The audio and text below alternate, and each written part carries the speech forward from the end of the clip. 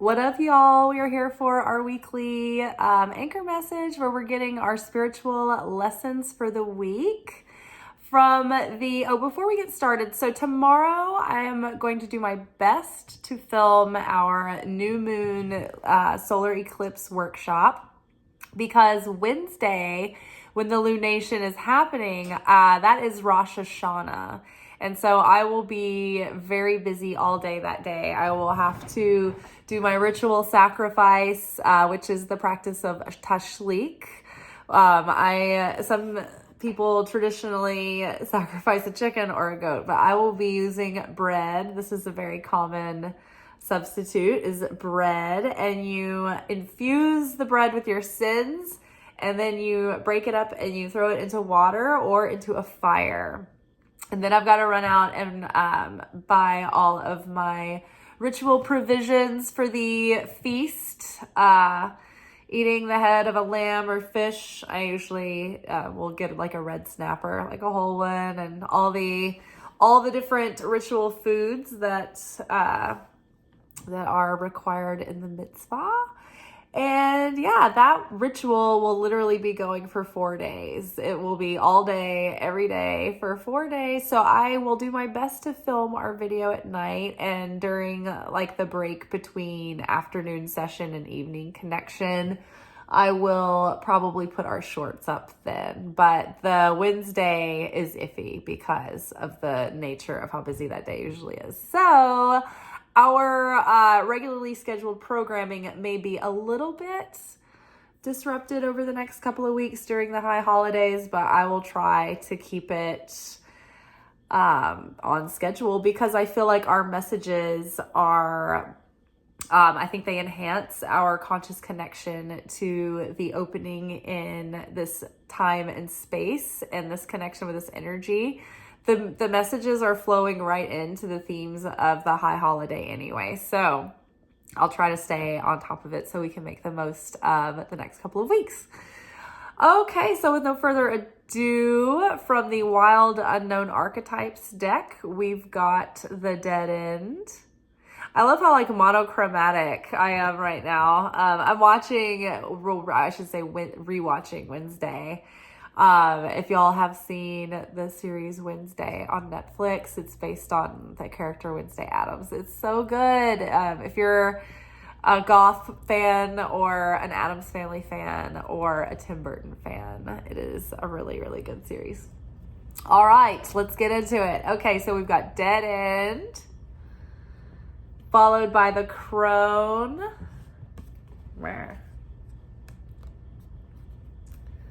Followed by Shadow,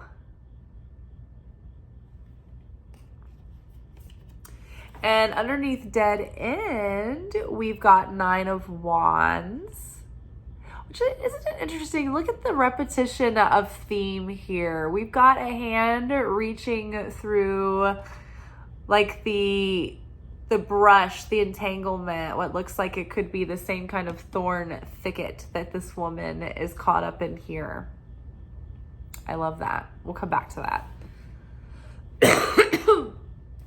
All right, we've got the Crone, and underneath the Crone, we've got Judgment.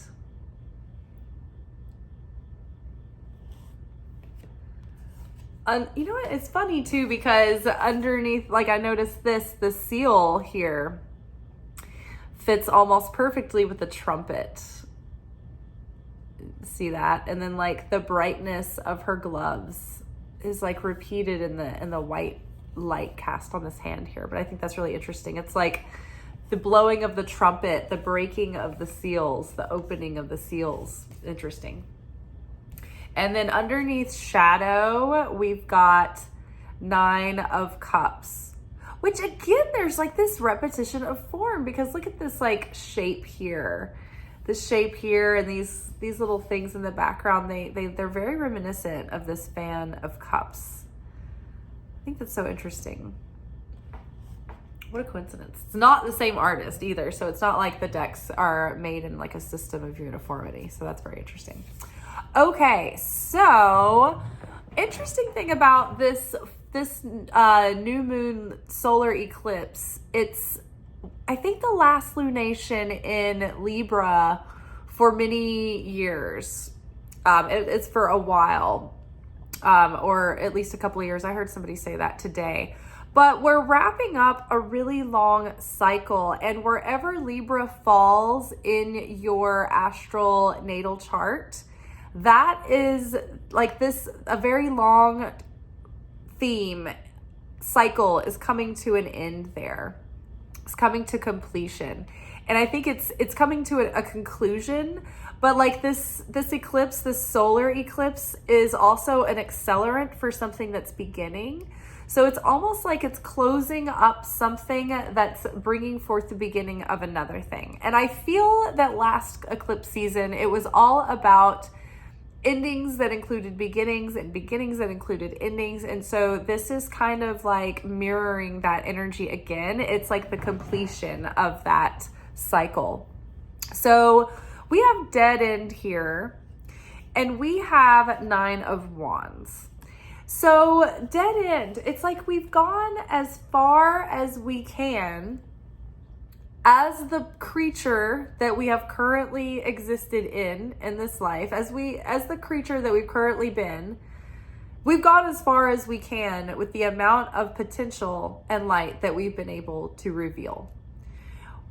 We are being born again anew, like a new creature, right? And I think that you've been feeling it happening over the last couple of years, but I think it's starting to become accelerated in the last couple of months and in recent weeks, and it will continue to do so. I think we've had a lot of revelation and growth and intense change in a very short period of time. And it's almost like we've lived a new lifetime every year for the last several years. So we have become almost like a new creature. And it's going to be required of us to be born again with a whole new mindset, with a whole new consciousness, with a new heart, with a new sense of spirit and inspiration. And it's time that we are embodying that higher self. In order to align with that higher destiny, we have to have affinity with that higher destiny in order to align with it. And so we have gone through many, many years of trials and tests and tribulations and difficulties.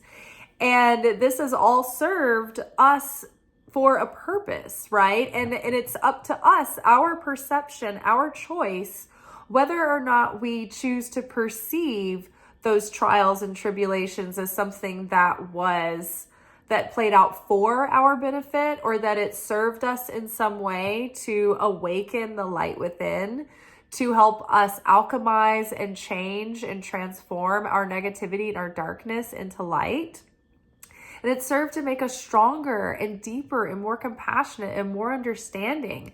And it's elevated our soul, and it's elevated our consciousness, and it's given us a deeper, purer heart, or it can.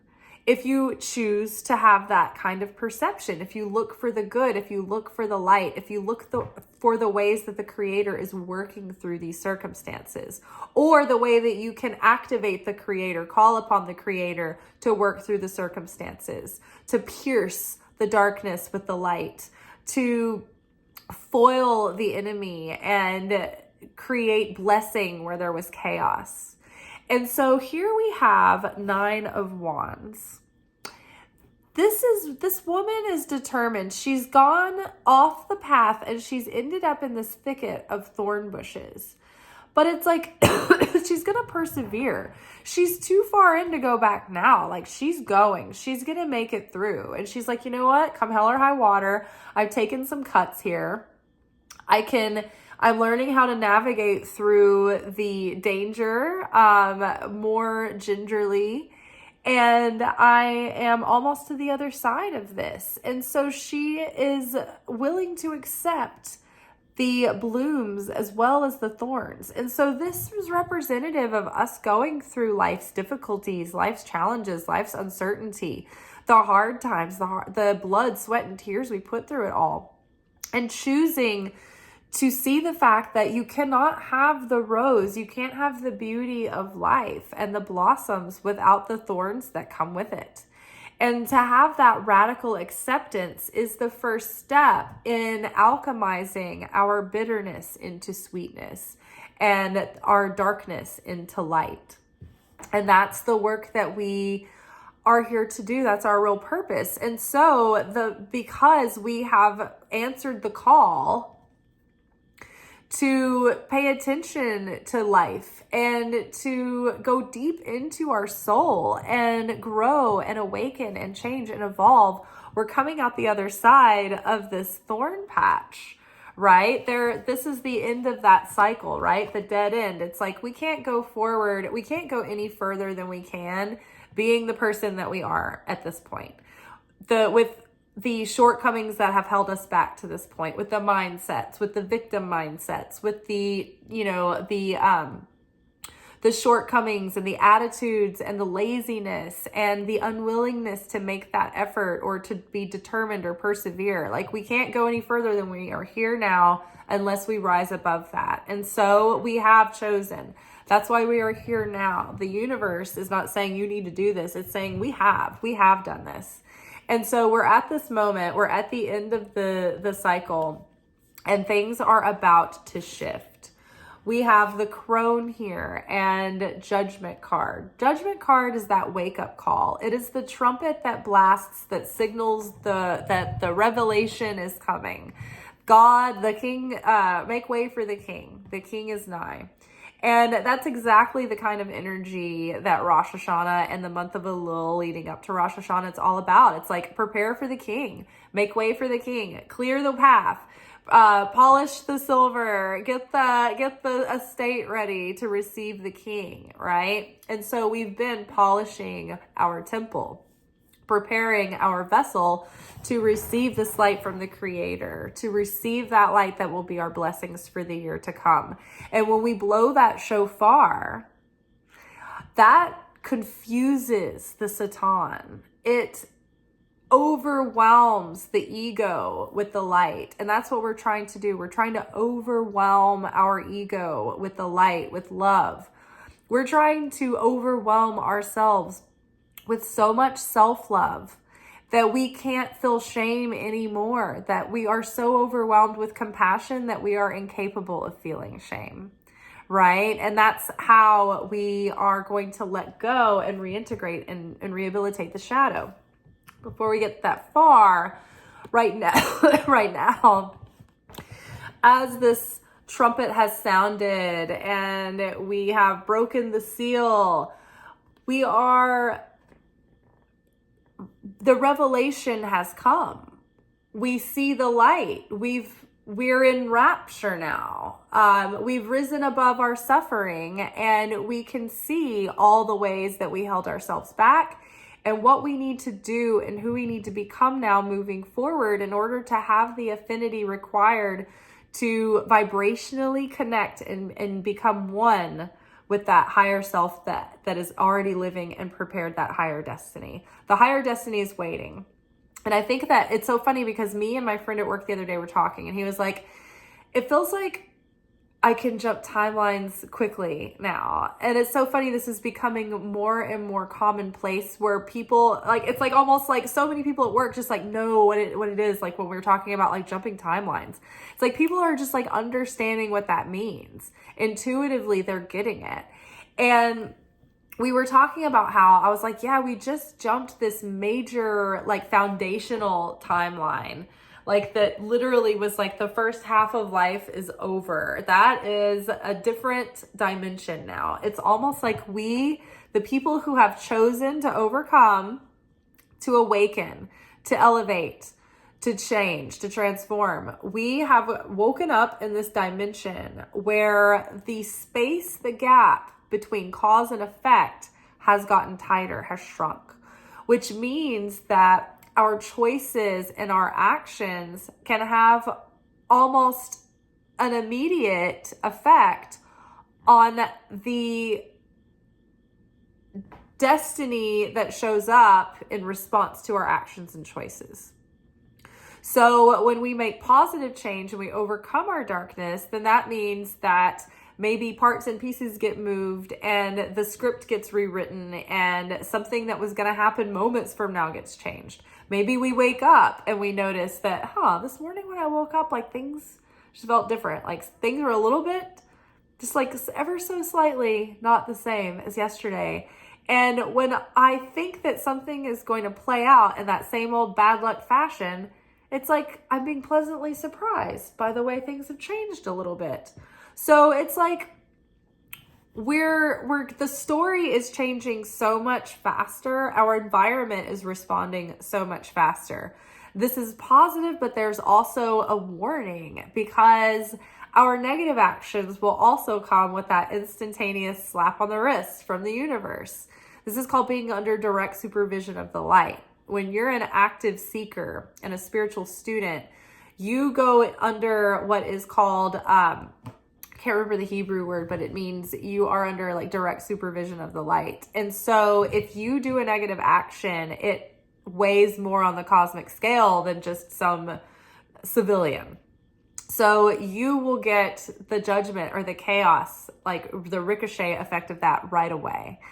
You will have an instant consequence of your action, and it keeps you honest. It does, but it also keeps your scale from building up too far on one side or the other. It takes, when we put negativity on the negative side instead of putting light on the positive side of the scale. Do you guys see my scale back here? When we put negativity on the scale, in order to work that off and make it light again, we have to go through this like judgment or chaos, like something, like things have to play out in such a fashion. You have to go through a scene in the movie where you have to figure out a challenge, or you have to face a fear, or like tell the truth about something. It's like there's some work that needs to be done because of it. Or you have to experience some kind of discomfort or unpleasantness or pain. Those things purify negativity and turn them positive as well. So there's different things the different methods of purifying negativity. And it just so happens that usually what we fall into is like judgment and chaos. Like weird shit will happen. Like, I got a flat tire and a parking ticket and back to back, just things just like, it's just like when it rains, it pours. Probably means you're working off some negativity. You're experiencing the judgment and the chaos. And that's good, because it's offloading your scales of that negativity so that you can be in a higher vibration, have more affinity with maybe a blessing that's close to coming in. So wake up call. We've got the revelation. We're like, oh my gosh, I see now so clearly, like what's been holding me back. I don't want to repeat those patterns anymore. I don't want to live that life. I don't want to think about things that way. I don't want to perceive that thing that way. I want to forgive, and I want to move forward, and I want to grow past this. So the crone here, we're integrating that wisdom. We're integrating that discernment. And now going forward, we're like, I know who I have to become in order to live the life that I dream of. I know that there's a version of my life. When I talk about higher destiny, what I'm talking about is we all have this vision of ourselves in a life that we're probably not living. And this version of ourselves is like not insecure. There's no fear. There's no procrastination or indecision. This self is just competent and functional and just unencumbered by emotional baggage. This self is winning. This self has the discipline to get up in the morning. This self flosses like twice a day. I floss twice a day. But this self is the self that goes the extra mile. This is the self that is like, has the healthy, routines and has self-discipline. This is the self that would be able to like have one of those jobs where you have to iron a shirt every day. That self could manage that, right? So this higher self is the version of self that you would be had you never had like wounds and trauma and childhood like conditioning put on you and conditioning put on us by the world and limiting beliefs and and societal programming and shame and guilt and fear and failure and, oh, I can't do that again. What happened? Remember what happened last time? Like, before all that happened, you were like a clean blank slate, factory.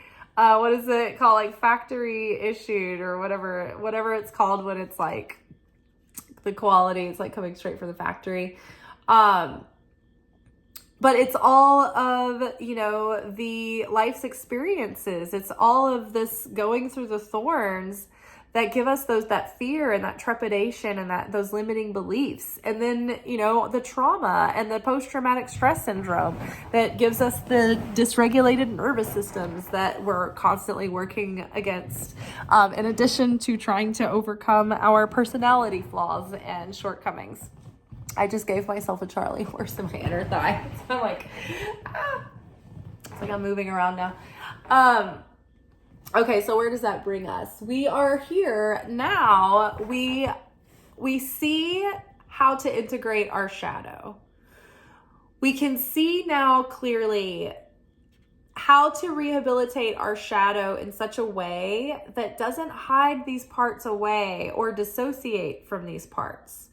The shadow self is the parts of ourselves that are genuine to us, and they may be the unpolished parts or the parts that are a little rough around the edges, or they may not be. But whatever it is, the shadow self are the aspects of us that we've hidden away and we don't want anyone to see because we think those parts of ourselves are unacceptable. They won't be accepted, will be judged, will be rejected, will be abandoned.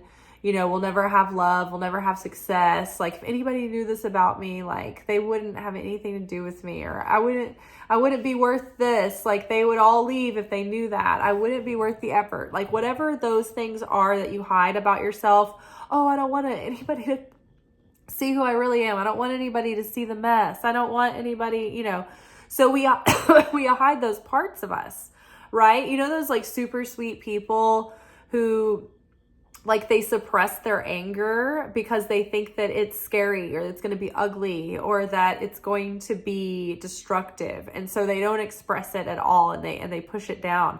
That anger is part of their shadow. But when we rehabilitate these shadow aspects, it's like it's part of our toolbox set that we were given. And I think that in so many instances, the shadow aspects of ourself that we've hidden away, think about it as if it were a version of you that you took and you put in, like, up in an attic or down in the boiler room, and you hid this person away and you kept them there in the dark. And so they weren't refined.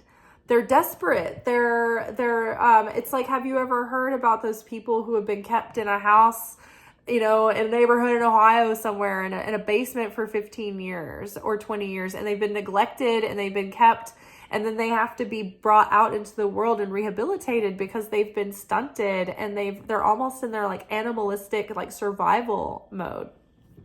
This is the shadow self. But what if those shadow aspects that we kept hiding are our like superpowers? If we bring them out into the light and we love those parts of ourselves and we rehabilitate those, that anger that's being suppressed could be the anger that you need to make you an effective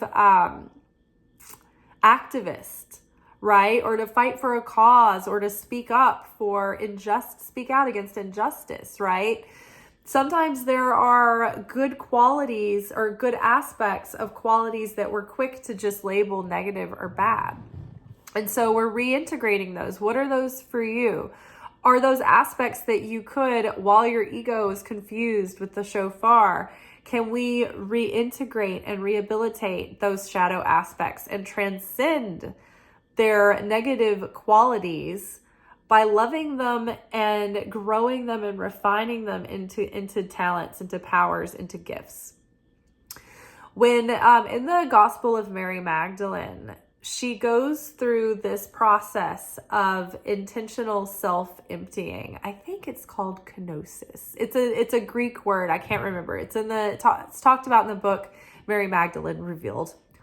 But Mary Magdalene talks about transcending her demons. And it's like these archetypal demons in all of us. And I remember one of the ones, like she kind of personified them. And one of them, I think, was like shame. And it was like, in order to hold dominion over a demon of shame in you, you have to love yourself so deeply that you're incapable of feeling shame because you're overwhelmed with the compassion, right? If you have a demon of anger, you have to melt that anger and that bitterness with love and forgiveness so that the anger doesn't make you rage and spew vitriol and bitterness at others, but that anger turns into a righteous determination to do good and to make change.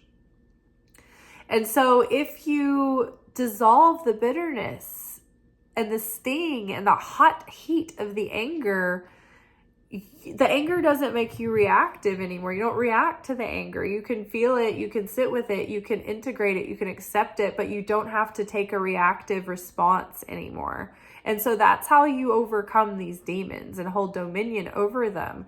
You transcend them so that they can't trip you up into their booby traps anymore.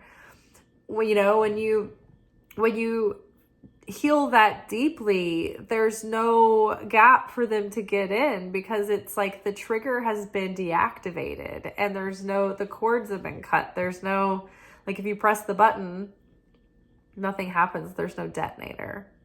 So integrating and loving this shadow, loving all parts of ourselves, radical acceptance, knowing that we're not perfect and that's okay, but we're a work in progress. And so it's not that we are inherently wrong or bad for having these aspects. It's just that these are the lumps of clay that we've been given to refine and to form.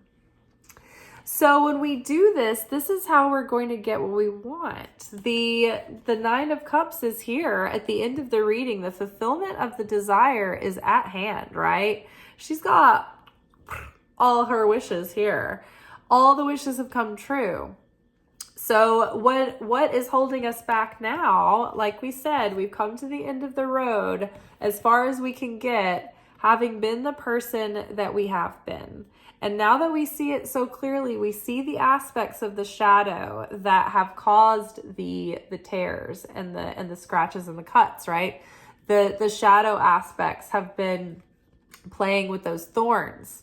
And so we've got the wake up call. We've got the fire under our ass to make the change, and it's now or never. This is Rosh Hashanah. This is the new year, but this is the spiritual new year, giving us that fresh soul, going into that major new timeline. And this is shifting towards the end of the year and the beginning of the year. So integrating that wisdom, embodying that wisdom, and then loving ourselves. And this is what's going to unblock the fulfillment of our desire coming in. And so what is waiting for us at the end of this final tying up the loose ends, last bit of purification, is rising in affinity building affinity with the Creator. We're raising our vibration, and we are getting tick by tick closer to that higher destiny. As we move into this new timeline, the adjustments will be faster. The more that we evolve and grow and expand our consciousness and deepen the love in our hearts and our compassion, and the more that our actions and the way that we share with the world reflect that, then the closer our life is going to start looking like that higher destiny. The blessings are going to expand. The opportunities are going to present. Things are just going to align with more ease and more flow. But we have to build that affinity first. And so we have been, and we're continuing to do that. And I think now we're seeing the contrast of the people who don't want to do it, the people who haven't wanted to do the work, the people that have refused, the people that have put their head in the sand and turned a blind eye. Those people are peeling out of the storylines. And you might notice that, and you might have seen it firsthand. they're peeling off and they're flaking away. And it's like people are just naturally drifting into their new destiny. And the people who are kind of like staying behind, this is like what I think the rapture is like. It's not like the end times are going to be this like dramatic events playing out like we thought that they were, and like the rapture is just gonna be like suddenly people disappear. This is the gradual rapture. We are becoming enraptured because we're being freed from the torture and the misery and the suffering. We're just not suffering anymore. We're still here, we're still on earth, but somehow things are shifting within our mind, regardless of what's going on around us. It's like we're all still in the same simulation together. We're still in the same game, the same playing field. It's just that we're having a different experience, even side by side next to these people. But the people who were intimately woven into your life that just have no affinity with the consciousness, the conscious direction you're going in, they're just not going to stick anymore. And that's part of it, right? It's wild, but that's how the reality, the new world, the light bodies are coming in. We're getting our light bodies. It's gradual, but like the way that things are changing, it's not so sudden, you know, it's not so dramatic. It's been happening swiftly, but gradually enough to where it's not jolting, but we're like, something's up. I feel like, was today easier than yesterday? Or like, remember how like the shipment, like even at work, for instance, our towels, we always ran out of towels like a day and a half or 2 days before the towel delivery would come. And it seems like just in the last couple of weeks, it's just like the towel man always shows up when we need him to, like even before the shift starts. Sometimes he'd like be there like in the middle of like dinner rush. We'd be like, finally towels, like that kind of thing. Like little things like that. It's just like, oh, have you guys noticed we haven't struggled like for towels? Like little things like that. Like, oh, I don't have to beg for hollow loaf at Kroger. It has its own basket and everything now. It's like little things like this. It's just going to start adding up, and you're going to be like, did I wake up in a new dimension? Oh my gosh, did I come out of the bathroom into a new dimension? And we might start feeling like we're seeing little glitches. Like me and this girl at work, we went to sit in the same seat for our pre-shift meeting, and I always sit in the same spot at this one table. And then she said she always sits in that seat at that table. And it's like we're always working most of the same shifts. And we were like, what if this is a new timeline? And we both just came from timelines where we genuinely both did sit in this seat at this table every shift. And now it's like, now the timelines have like collided, and we're like, it's like the same people. It's like the same people that you know, but like an infinitum on multiple dimensions at once, like string theory. You guys know string theory. All right. Well, I think that's all for tonight. Basically, we're integrating into the higher self. We're leaving behind the old egotistical, old small self ways that were holding us back. And then the shadow aspects that we had hidden and kept hidden away from guilt or fear or shame, we are healing those with compassion and love and reintegrating them. And they are becoming like the superpowers that help us to achieve our purpose and our mission. And because of that sincere effort that we've been putting forth into the alchemy of changing our bitterness into sweetness and our darkness into light, we are closer and closer to aligning with our fulfillment, with the fulfillment of our higher destiny here. The Nine of Cups. Wish comes true. All you want is coming to you. Very, very exciting. Well, y'all, I will see y'all tomorrow, hopefully for our Lunation workshop. We also have a big buyout at the restaurant tomorrow as well, so we're going in a little bit early. So it's going to be a little bit of a pinch, but I'm going to do my best. All right, ciao.